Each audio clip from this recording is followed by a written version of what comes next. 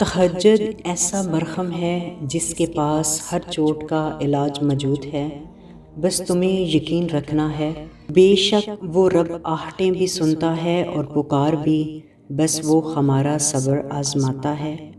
امید اور بھروسے کا تعلق صرف اللہ تعالیٰ سے رکھیں تاکہ بات بات پر دل ٹوٹنے کی بجائے مضبوط ہونے لگ جائے۔ وہ اللہ جانتا ہے دلوں کے حال بھی، خیالوں کے راز بھی۔ جب کوئی چیز جان سے پیاری ہو جائے تب اللہ آزماتے ہیں اپنے بندے کو، اور پھر آزمائش شروع ہو جاتی ہے تاکہ وہ دیکھ سکیں کہ کتنی شدت سے وہ چیز پانا چاہتا ہے۔ اللہ تو چاہتا ہے کہ بندہ ان سے مانگے، تو تھوڑی سی تکلیف دے کر اپنے بندے کو اپنی طرف لاتے ہیں، اور بعض دفعہ وہ چیز ہم سے دور کر دی جاتی ہے اور اسی میں بندے کی ہی مصلحت ہوتی ہے۔ اس وقت انسان سمجھ نہیں پا رہا ہوتا، اور پھر ہم من چاہی چیز کی طرف بھاگتے ہیں اور بے سکون ہی تو رہتے ہیں۔ آپ کا رونا، آپ کا اداس ہونا، آپ کی محبت، جذبے اتنے غیر اہم نہیں کہ ایک انسان کے پیچھے ضائع کریں۔ مانا کہ یہ تکلیف برداشت کرنا مشکل ہوتی ہے، مگر وقت گزرتے ساتھ کم ہوتے ہوتے ختم ہو جاتی ہے۔ انسان کسی کے لیے اتنا ضروری نہیں ہوتا جتنا وہ گمان کر لیتا ہے۔ سورہ نجم میں اللہ پاک فرماتے ہیں، اور یہ کہ وہی ہنساتا ہے اور وہی رلاتا ہے۔ جانتے ہو کہ کوئی بھی غم مسلسل نہیں رہتا، وہ اللہ رب العزت بڑا رحیم ہے، تمہاری سوچ سے بھی زیادہ کریم ہے۔ جب تم ساری رات درد کے مارے جاگتے ہو تو وہ بھی سنگ ہوتا ہے، اور ساری رات تمہارے ساتھ رہتا ہے، تمہاری باتیں سنتا ہے۔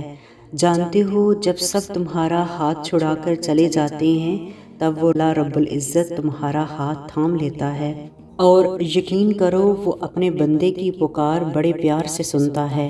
مہربان ہے وہ اپنے بندوں پر، وہ اتنا رحیم ہے کہ اپنے بندے کی غلطیوں کو بار بار معاف کر دیتا ہے۔ میرا یقین ہے کہ رب پختہ یقین والوں کو کبھی مایوس نہیں کرتا۔ کچھ جنگیں یقین کی ہوتی ہیں، اگر درد کی لہر سے ٹکرا بھی جاؤ تو صبر کا پلڑا بھاری رکھنا۔ جسے تم بے بسی کہتے ہو وہی صبر کی وہ حد ہے جہاں فیصلے تمام ہوتے ہیں۔ کیا پتہ آج حساب کتاب کے بعد ہی سرخرو کر دیا جائے، عرش پر تمہاری فتح کی تیاری کی جا رہی ہو۔ کیا پتہ جسے تم مستقل شکست سمجھ رہے ہو وہ جیت کی پہلی منزل ہو۔ کیا پتہ تمہاری مستقل دعائیں اسے تمہاری تقدیر بدلنے پر راضی کر دیں، وہ دعاؤں کا رخ قبولیت کی طرف موڑ دے۔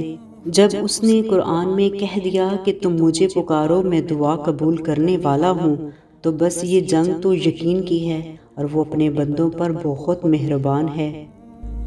وہ جس کو جتنا زیادہ آزماتا ہے نا، پھر اس کو اتنا ہی زیادہ نوازتا ہے۔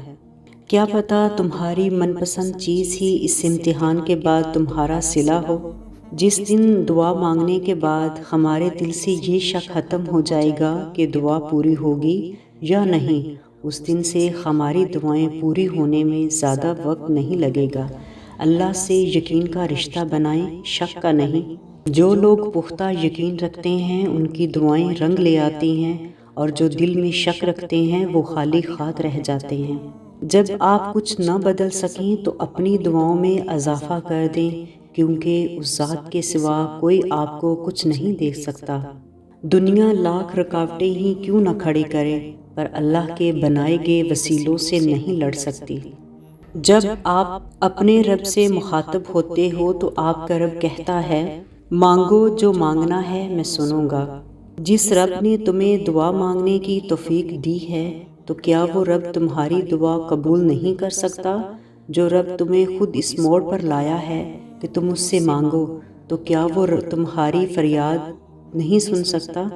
وہ تمہاری باتیں سن کر، تمہاری تڑپ دیکھ کر ہی کچھ دروازے کھولتا ہے، بس وہ چاہتا ہے کہ تم مطمئن رہو۔ اللہ خوب جانتا ہے کہ تم اب مکمل تھک چکے ہو، اور وہ یہ بھی جانتا ہے کہ تم تھک ہار کر اسی کی آغوش میں سر جھکاؤ گے۔